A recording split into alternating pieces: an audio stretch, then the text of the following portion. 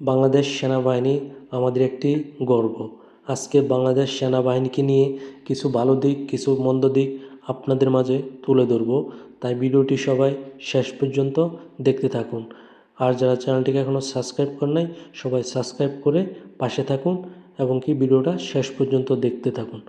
আপনারা জানেন, বিগত কয়েকদিন আগে ঢাকা উত্তরা মাইলস্টোন কলেজে একটি বিমান বিধ্বস্ত হয়।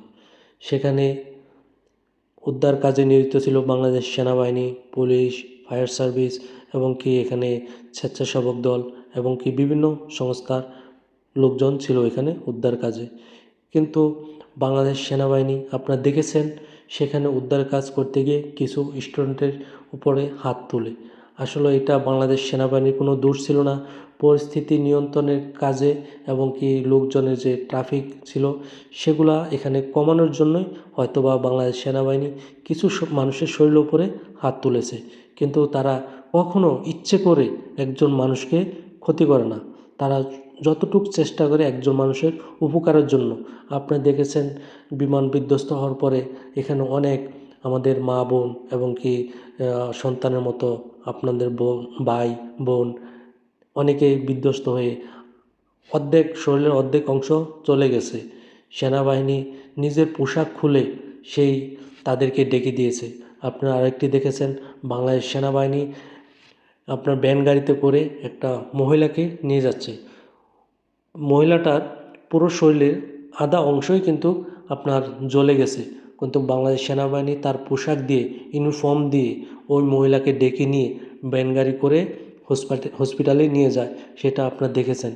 কিন্তু আমরা কিন্তু বাংলাদেশ সেনাবাহিনীর ভালো দিকটা কখনোই তুলে ধরি না। তাদের যে মন্দ দিকগুলো আছে আমরা সেটাই তুলে ধরি। আসলে ভাই, বাংলাদেশ সেনাবাহিনী কখনো ইচ্ছে করে কারো উপরে হাত তোলে না। একজন সৈনিকের মূল্য সোনা দিয়ে মাপা যায় না। তাদের বুকে লুকিয়ে থাকে দেশের অমর গৌরব। তাদের ত্যাগে ফুটে ভোরের আলো। তাদের রক্তে হাসে রক্তিম সূর্য। এই মাটির প্রতিটি শ্বাসে, প্রতিটি প্রাণে বেঁচে থাকে তাদের ছায়া। লড়েন তারা নিঃশব্দে, মরে যায় বীরের মতো, কিন্তু মাথা নত করে না। এটাই হচ্ছে আমাদের বাংলাদেশ সেনাবাহিনীর একটি অহংকার। তাই আমরা বাংলাদেশ সেনাবাহিনীকে নিয়ে গর্ব করতে পারি। তাদের জন্য আমরা অহংকার করে বুক ফুলিয়ে কথা বলতে পারি।